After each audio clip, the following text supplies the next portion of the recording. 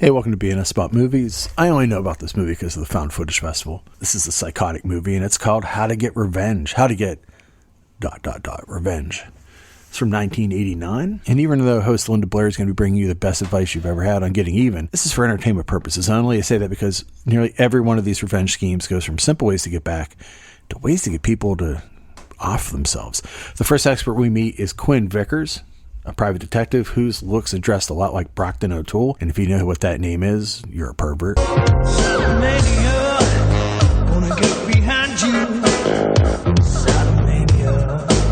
Who explains what he did when one of his clients got involved in a pyramid scheme. Two examples, huh? Okay, let's talk about friends.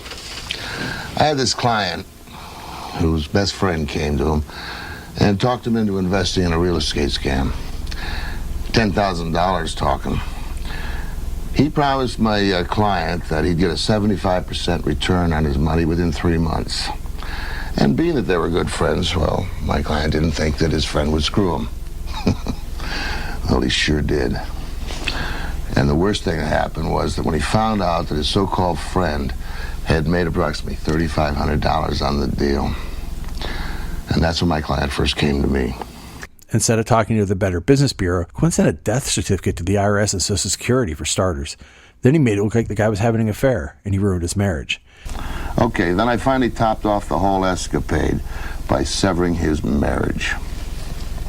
This took a little work, but it was worth it. For several evenings, I waited outside of his home and watched to see if he'd leave home at night and at what time. Eventually he did, and I noted on what day and what time. I then waited until he returned and made note of that time. Once I had proof of one of his evening treks away from home, I purchased an inexpensive woman's shoe from a local store. I then wrapped it in a small box.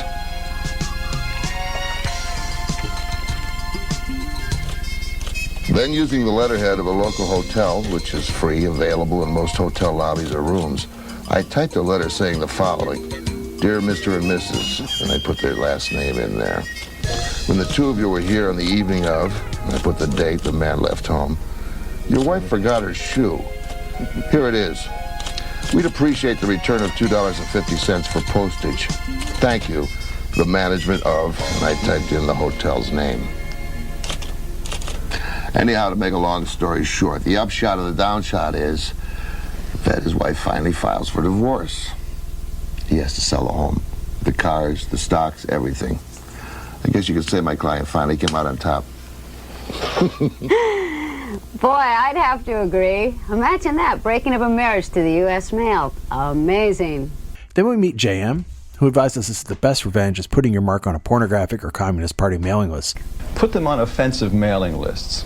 Pornographic mailing lists such as pornographic magazines, pornographic merchandise. Put them on the Communist Party's mailing list. There are hundreds of mailing lists you can put them on. What husband wants his kids looking at this stuff?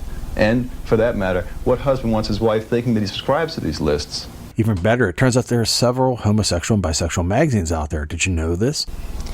By the way, there are dozens upon dozens of homosexual and bisexual magazines available today. I found if you mail these to the Mark's place of work, you can start rumors or quickly get them fired. And if you can get a photo of the Mark, it's even better. Send that to a gay magazine along with the requisite money and place an ad for a gay lover. Then when the copy comes out with his picture and the ad in it, send that to his boss, his wife, or his girlfriend. Fascinating. That doesn't work. Just send their wife a box of chocolate laxatives. Vickers comes back and one of his nerd's clients explains how they work to get revenge for someone who messed with them in a Chinese restaurant. So they did what any of us would do. They set him up for armed robbery. Officer PF, who is disguised, explains how to use the phone for revenge. He says to use payphones. This is 1989. This advice will not work in 2025. Number 1. Call plenty of salesmen for an in-home sales pitch or demonstration. Number 2. Start or cancel services to Mark's Home, such as the gardener, poolman, cable TV service, etc. Number 3. Order food from restaurants that deliver and send to Mark's Home. Number 4. If you know any of your Mark's reservations in advance, call to cancel them. And number 5. Call charitable organizations and donate goods in the Mark's name. This will cause much embarrassment when they arrive at the Mark's home. But you may ask, what if I'm a lady and my boyfriend leaves me for a more popular girl? And the answer is to get Quinn Vickers on the job. Wherever there's love and romance, there's also pain and deceit. Approximately 75% of my clients come to me with problems in their love life. Belinda here was one of them. Belinda, why don't you tell them about it? Well, a couple of years ago, I was going to college to become a nurse, and I did not think of myself as very attractive, was not very popular, and I met this guy at a pep rally. His name was Frank, and we went out, had a good time, and he asked me to go to a game, and later found out that he was the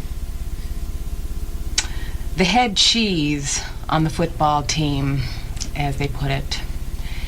So anyways, we went out, we had a good time, had a great time. Were you happy together? Yeah, we were very happy together. In fact, we were so happy, I was hoping that he was going to ask me to marry him. And then Victoria came along. The interest someone choosing someone over you is to convince everyone that your ex and their new lover have syphilis. Maybe that girl got upset, but she probably killed herself, as everyone has a good laugh. Another private detective? Sure, it's Mark Lubis, who shows us how to get revenge. Now, probably the simplest way to aggravate your Mark is to tamper with his tires. And the simplest thing to do here would be to unscrew the valve cap and let the air out. Now, the best thing to do would be all 4 tires. But if you don't have enough time, make sure you do the front tires. That way it's hard to steer and your Mark can't drive off that easily. You can put sugar in the gas tank too. Isn't that how Han Solo made Dengar wear wraps? He messed with his swoop bike. I only know this from the role-playing game. Yes, I have gone much deeper into Star Wars than any virgin should. So this is how liberty dies. With thunderous applause. The worst one is putting cooking oil in the windshield wiper fluid, which seems like something that could kill everyone on the road.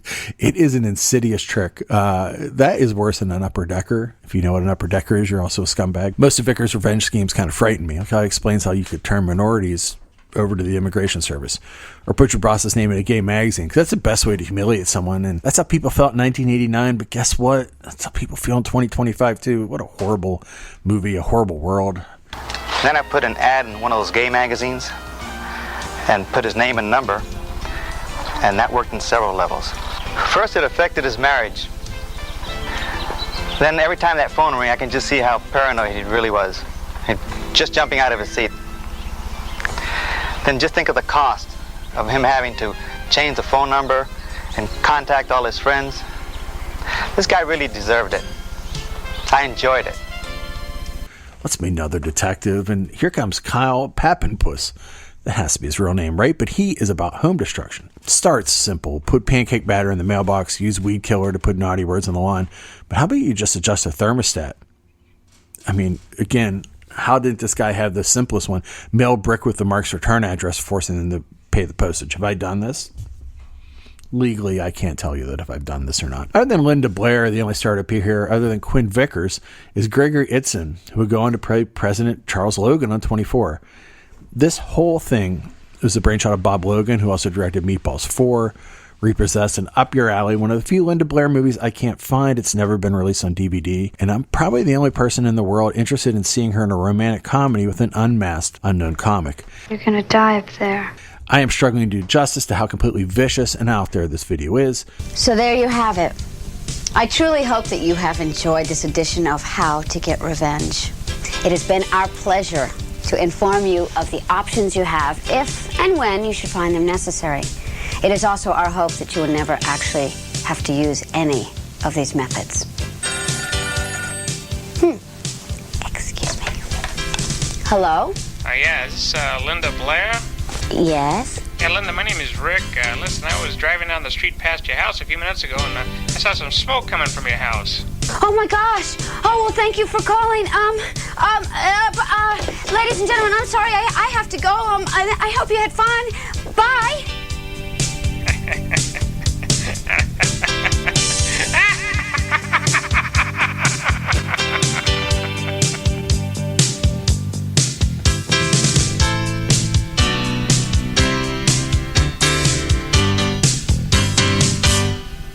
The VHS era as Found Footage Festival will tell you, is packed with videos teaching you how to do all manner of things. This is before YouTube and whatever other ways you young kids get your video content.